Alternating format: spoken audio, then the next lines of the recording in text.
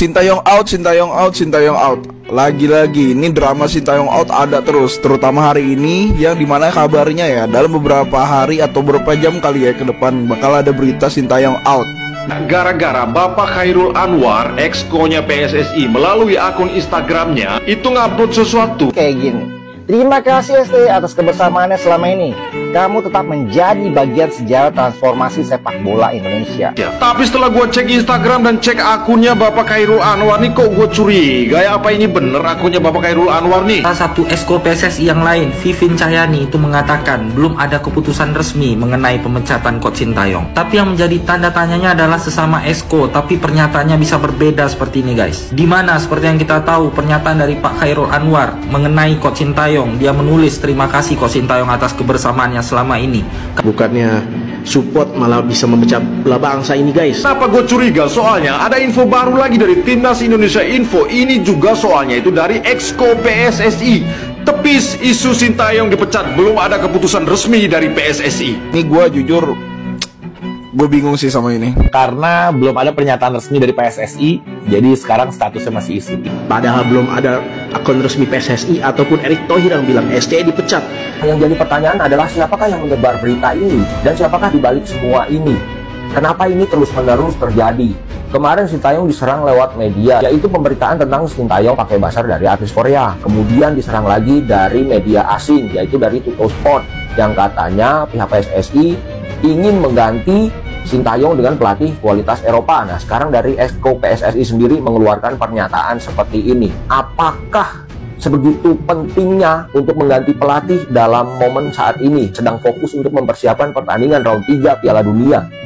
Ini 2,5 bulan lagi loh ngelanjut ronde 3 kualifikasi Pildun, dimana nih menuju 2,5 bulan lagi ini nggak ada FIFA Matchday. Menurut gue sih agak kurang fair kalau misalnya ST harus dicoret cuma gara-gara kegagalannya di Piala AFF kemarin.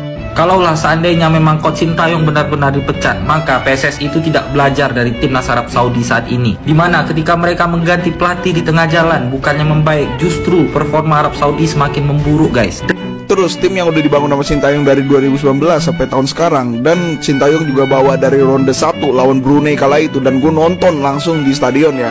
Sampai sekarang tiba-tiba harapannya dihapus dan berharap sama 2,5 bulan sama pelatih baru. Belum ada keputusan resmi. Kata Ibu Vivin Cahyani, apa sih bisa nggak sih nggak usah buat berita-berita kayak gini? Nggak penting, sumpah nggak penting. Jadi walaupun berita itu nggak benar, itu disebar terus-terusan, jadi seolah-olah nanti menjadi benar dan dimaklumi untuk menjadi benar. Misalnya, walaupun sebetulnya PSSI atau Pak Erick Thohir itu nggak ada niatan untuk mengganti STY, tapi propaganda ini disebarluaskan terus. Jadi nanti isi kepala masyarakat tercuci. Lama-kelamaan dukungan terhadap STY akan tergerus dan masyarakat yang kecil hatinya, yang mentalnya nggak kuat akan nyerah dengan keadaan. Ya udahlah, ganti aja, capek dengan konflik kayak gini. Sebenarnya reaksi pertama gue pas tahu isu ini, gue tuh nggak marah, gue tuh nggak kesel, justru gue ketawa. Tuh nggak ketawa ya kenapa? Ini abis AFF banget, hah? Maksud gue kalau mau pecat Sintayong ya, Sintayong out, itu tuh abis gagal di ronde 3 atau gagal di ronde 4, itu baru make sense. Ini AFF banget. Besok loh, bulan Maret, 2 bulan lagi, bentar lagi.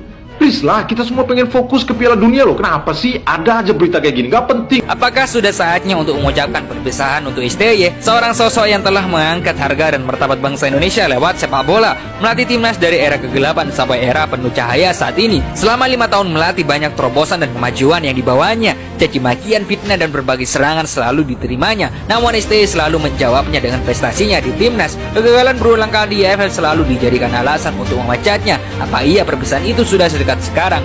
Memang pasti perpisahan itu selalu ada, namun rasanya tak ikhlas jika STY dipecat sekarang.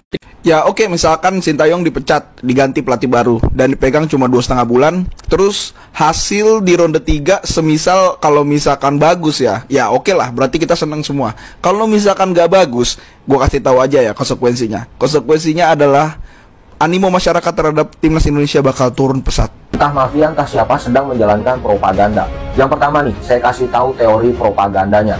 Black and White Fallacy. Black and White Fallacy merupakan teknik propaganda yang diterapkan dengan memperkenalkan dua pilihan, di mana pilihan tersebut merupakan yang terbaik.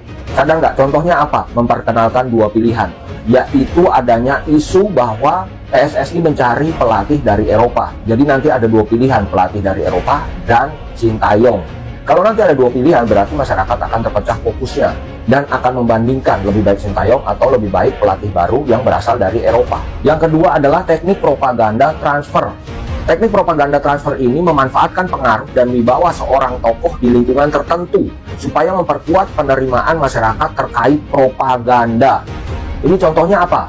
Misalnya ada wartawan wawancara ke Pak Dito, yaitu Menpora, diminta pendapatnya. Nah, nanti pendapatnya itu dikaitkan dengan isu yang beredar, supaya memperkuat seolah-olah Bapak Menpora itu dukung untuk pergantian pelatih. Teori propaganda selanjutnya yang masuk dengan kondisi saat ini yaitu card stacking. Diterapkan dengan memilih argumen atau bukti pendukung sesuai tujuannya. Jadi, untuk argumen dan bukti pendukung itu hanya dipilih sesuai tujuan aja.